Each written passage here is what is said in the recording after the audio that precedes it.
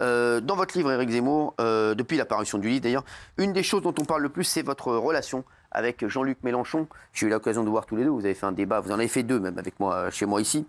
Et vous dites, je connais Jean-Luc Mélenchon depuis des années, il était alors membre du Parti Socialiste et moi journaliste. Nos origines communes de l'autre côté de la Méditerranée et même un goût pour l'histoire nous ont rapprochés. Je crois pouvoir dire que nous étions ce qu'on appelle de bons copains.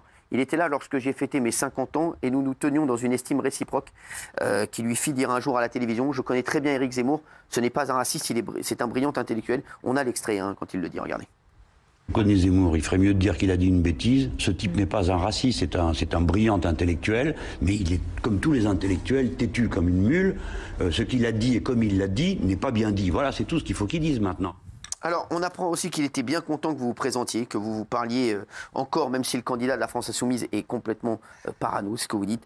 C'est toi? Qui ça, toi? Attends, parle pas ici. Appelle-moi à cet autre numéro sur Telegram. Jean-Luc Mélenchon est prudent, plus encore, il est méfiant, suspicieux, les jeunes diraient qu'il est parano. Je ne peux m'empêcher de songer à Staline qui, disait-on, changeait d'appartement chaque soir. Il a reconnu ma voix comme j'ai reconnu la sienne, mais il préfère prendre des précautions. Puis au fil des appels qui se multiplient, il se livrera davantage. Ah ouais, quand vous vous appelez, il était en stress. Les premières fois. Ouais, c'est ça. Alors, vous revenez aussi sur le grand débat que vous avez vécu sur BFM TV. J'ai souhaité le contacter en ce mois de septembre en radieux pour lui faire une proposition qu'il ne pourra pas refuser. Il veut devenir le patron des gauches, cela tombe bien, je veux faire l'union des électeurs de droite. Je pressens qu'un débat l'un contre l'autre peut nous permettre de rameuter nos camps respectifs et de montrer à la France que le clivage droite-gauche est plus que jamais actuel. Je n'ai pas besoin de lui expliquer l'intérêt de ce débat longtemps. Il comprend, il sait déjà et accepte rapidement. Donc ça, c'était ce fameux débat sur BFM, c'était le 23 septembre 2021, c'était le jour de mon anniversaire, je sais que vous avez fait ça pour moi. Non, mais c'est vrai. Et Jean-Luc Mélenchon, il vous attaque direct ce jour-là, dès la première question des journalistes. Donc Mélenchon a répondu. Il a dit qu'il n'était pas l'ami d'Éric Zemmour, qu'il détestait ce que vous racontiez. Et cependant, rapidement, plusieurs personnalités politiques ont réagi sur les réseaux sociaux. Ils accusent Mélenchon de menteur. Jean-Luc Mélenchon, moi, comme il respire, Éric Nolot qui dit ça, j'ai eu connaissance des messages amicaux et même fraternels qu'il a adressés à Éric Zemmour pour le conseiller sur sa campagne présidentielle. Il renie son amitié envers lui comme il l'avait fait envers Cyril Hanouna. Je peux en témoigner, Mohamed Sifaoui, Jean-Luc Mélenchon ment. Lorsqu'en septembre 2010, je publie un livre pour dénoncer le discours d'Éric Zemmour, Mélenchon, que je croisais dans un meeting organisé par SOS Racisme, m'interpellait pour me dire « Ne t'attaque pas à Zemmour, c'est mon ami ». Et d'autres, voilà. Éric Zemmour, je suis dans un café, début de campagne, sur son téléphone s'affiche le nom de JLM qui l'appelle. Éric répond et part 3 mètres plus loin, je le vois rire pendant 10 minutes. La conversation est très détendue. Jean-Luc Mélenchon, assumé, c'est pas grave. Alors, c'est bon. La cour d'école. Ouais, bon, je crois que là, les témoignages, vous avez tous compris. Mais essayons d'aller plus au fond. Oui, c'était un ami. Je parle d'une époque quand même il y a 10 ans. Oui. Bon, on a le droit de changer. Moi, quand j'ai connu Jean-Luc Mélenchon, on avait des points d'accord.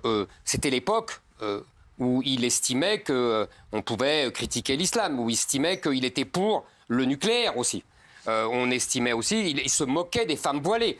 Il disait qu'elles s'auto-stigmatisaient. Il a changé. En vérité, comme la gauche et Jean-Luc Mélenchon ont perdu les classes populaires, ils se sont trouvés, et ils se sont cherchés, et trouvés d'ailleurs, un électorat de substitution. Et l'électorat de substitution, ce sont les musulmans, qui ont voté à 69% pour Jean-Luc Mélenchon. C'est ce qui a fait ces gros scores dans toutes les banlieues. Et c'est pour ça qu'aujourd'hui, il défile contre l'islamophobie, et il m'accuse de pousser à la guerre, etc., etc. Moi, je vais vous dire,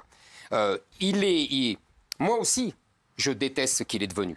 Parce que j'estime que c'est lui qui a aujourd'hui forgé ce peuple islamo-gauchiste. Parce que qui a voté pour lui? Les musulmans et les gauchistes. C'est pas grave.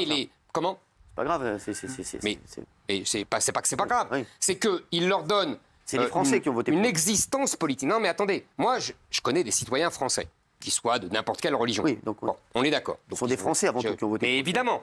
Mais sauf que tous les sondages prouvent et toutes les enquêtes d'opinion prouvent qu'ils ont voté, quelle que soit leur position politique, ou sur l'économie, etc., même s'ils n'étaient pas d'accord avec Mélenchon sur l'économie, pour des raisons justement communautaires. C'est ça qui est grave. Et il a tout fait pour ça. Et il a réussi.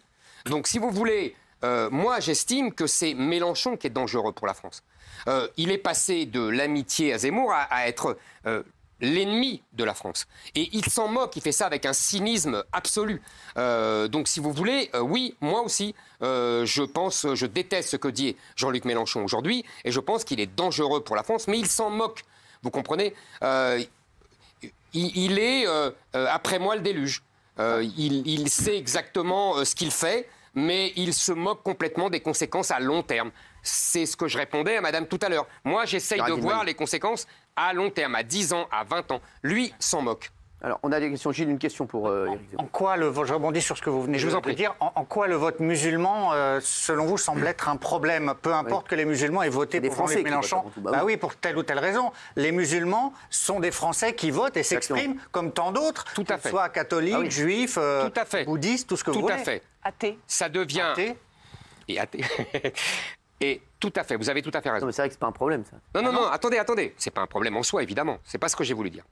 Ce que ça devient un problème, c'est toujours la même chose. Ça devient un problème quand c'est un effet de masse.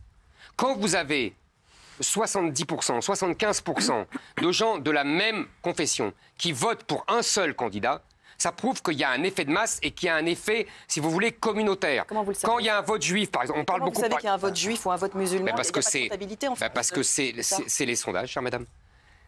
C'est déclaratif. C'est déclaratif, on le sait.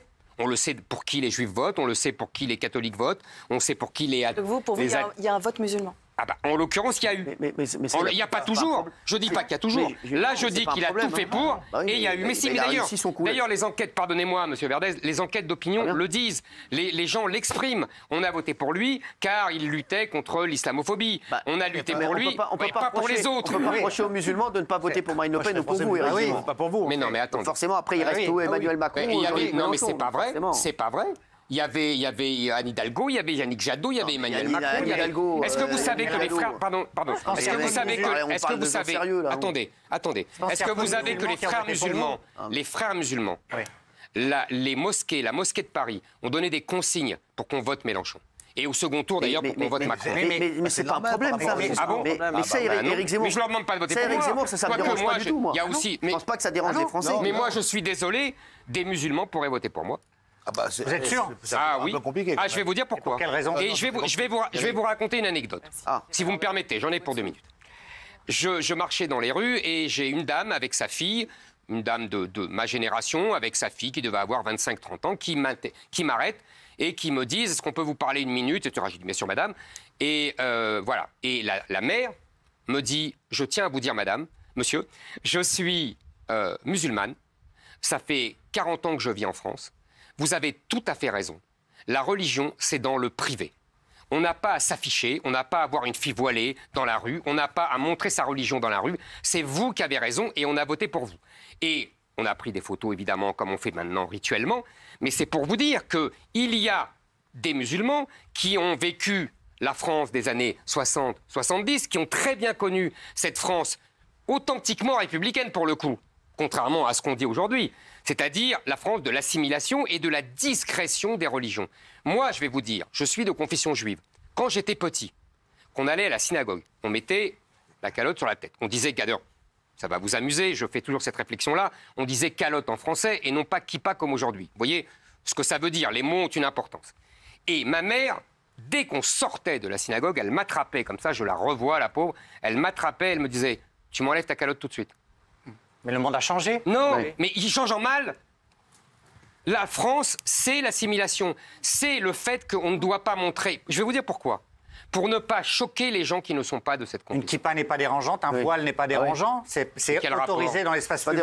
Vous dites les signes religieux, c'est autorisé dans l'espace public. Non. Ça ne devrait pas vous déranger. Non, ce ne l'était pas. Si vous voulez, le principe même de la République et de la laïcité à la française, c'est que l'espace public est absolument neutre et que les gens peuvent s'y balader sans se poser la question de savoir si madame croit en Dieu ou pas, ou si vous êtes de religion bouddhiste ou n'importe quoi.